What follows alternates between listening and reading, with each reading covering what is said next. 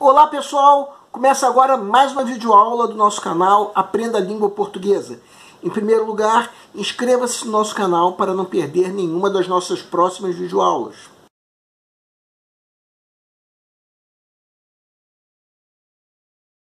Essa é a quarta aula da série Agenda Positiva. Os inscritos mais recentes que queiram entender de que se trata essa série podem acessar a nossa playlist que está no link acima. De qualquer maneira, vamos explicar. Esse canal é voltado para quem está se preparando para uma prova de concurso, em especial vestibular. E nós aqui achamos importante que você se conscientize sobre o papel que você está desempenhando nesse mundo. E principalmente de uma coisa: por mais que nós tenhamos a sensação de que a violência no mundo, a corrupção na política e no empresariado sejam fenômenos desagradáveis que parecem não ter solução, na verdade nós temos a sensação de que a coisa é muito pior do que na realidade. Isso porque as grandes mídias, e nisso nós estamos incluindo a imprensa, têm a tendência a se focar numa, digamos assim, agenda negativa. Porque são as notícias de desgraça, de violência, que vendem mais. E o que essas notícias provocam no público? Fatalismo, é claro. Um fatalismo que, na verdade, não corresponde na medida certa à realidade. Eu digo isso e não sou um alienado. E para que vocês que são nossos inscritos se conscientizem de que existe um outro lado da moeda, nós criamos essa série Agenda Positiva. E essa é a quarta aula da série. No caso, nessa videoaula, nós estamos dando foco a um acontecimento muito recente, que foi o massacre de Suzano, na Grande São Paulo, em que 2 ex-alunos dispararam contra uma escola pública como um todo, matando 7 pessoas e logo depois se suicidando. Tal como as outras aulas dessa nossa série, essa aula também exige uma leitura prévia do material didático que nós disponibilizamos. No caso, num link que se encontra na descrição da videoaula. Podem conferir. O nome do arquivo é md013.docx. Trata-se de uma bateria de textos que serão comentados nessa aula. Vamos lá. O texto 1 é uma citação do filósofo indiano Jiddu Krishnamurti. O conflito externo é um reflexo do conflito interno da pessoa. O ser humano está em conflito permanente. Vamos pensar no massacre de Suzano. Os 2 atiradores tinham, é claro, um conflito interno. Como disse esse filósofo, como todo ser humano.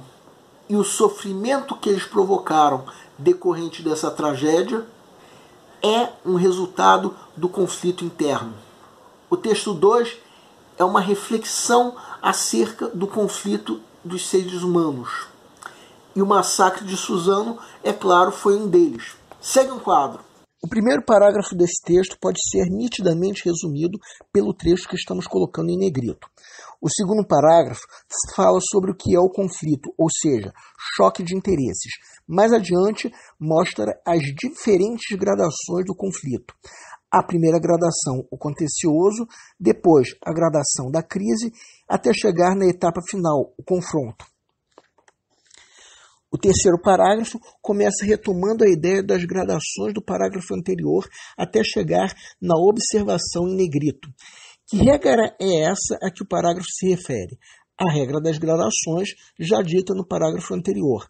A frase logo a seguir diz que a imprensa divulga todas as gradações, o que gera uma egrégora de ódio, medo e insegurança veiculada através da mídia, que a leva para cada lar em cada ponto do planeta.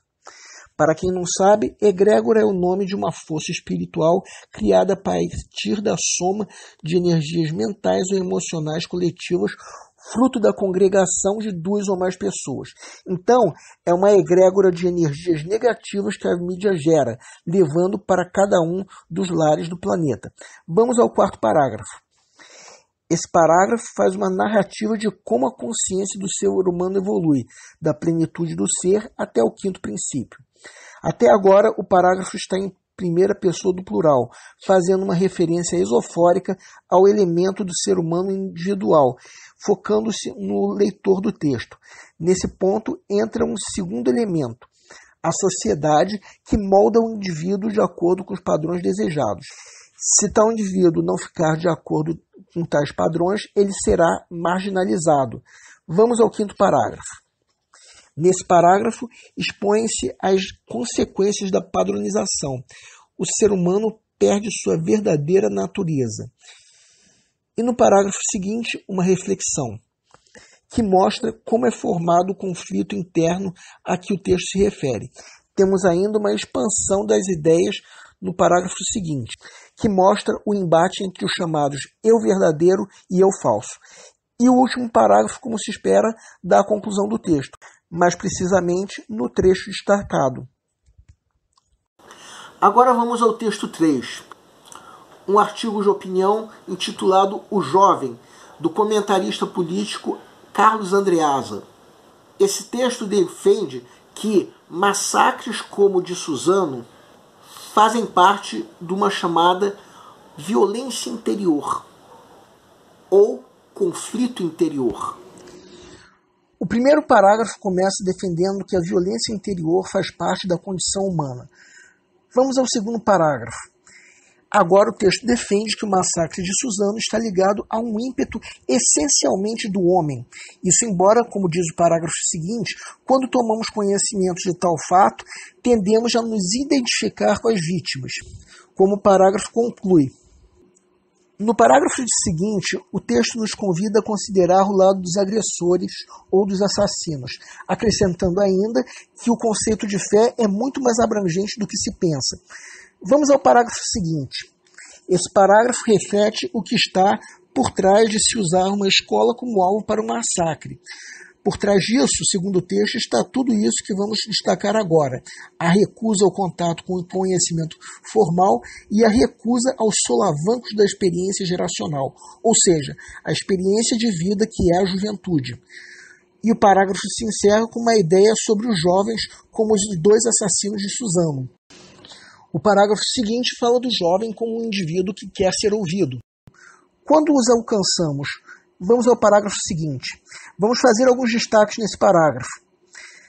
Onde está o jovem em questão? Em que conflito ele se atormenta? Em que conflito ele se anestesia?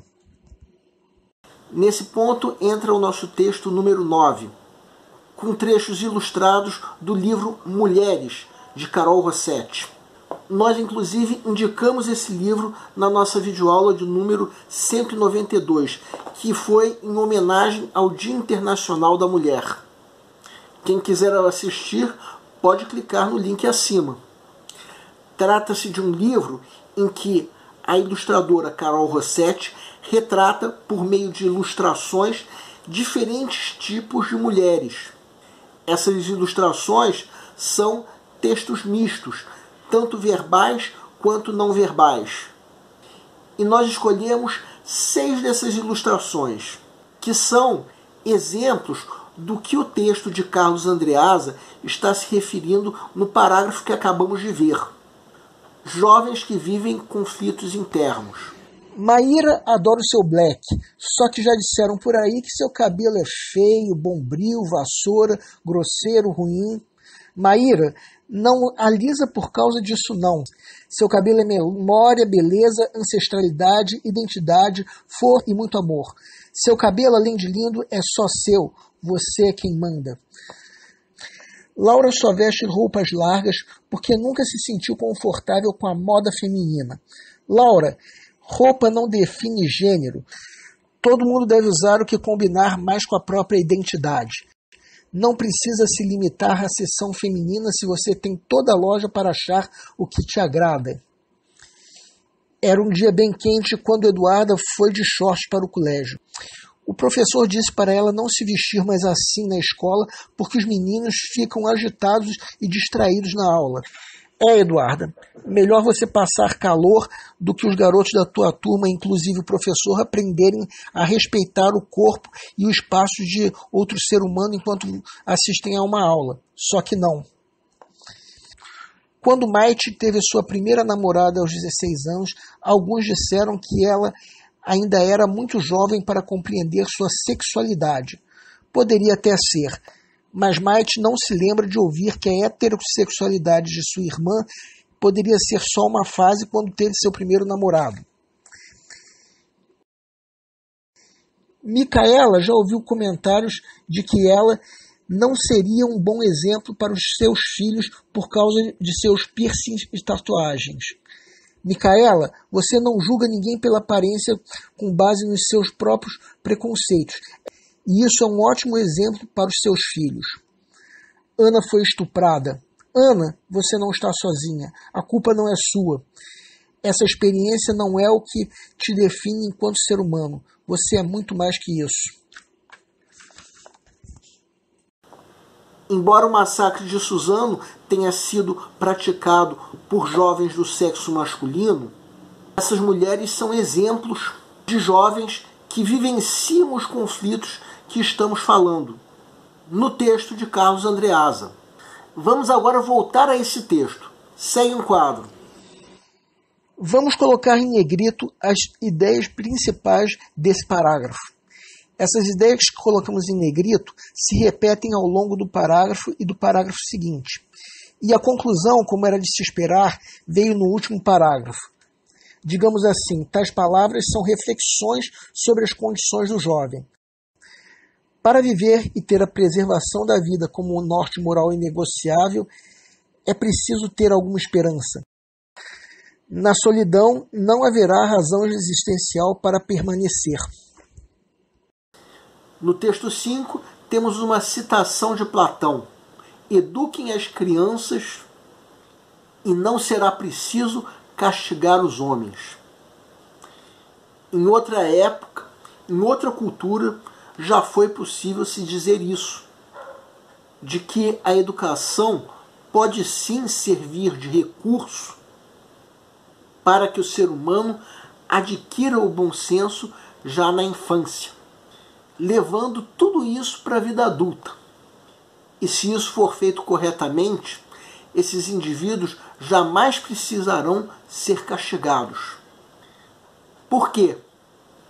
Porque esse indivíduo receberá uma educação que já permitirá que ele haja corretamente. Os textos 5, 6, 7 e 8 foram retirados de uma reportagem sobre o evento Educação 360 Graus, ocorrido no Rio de Janeiro, feito pelos jornais O Globo e Extra.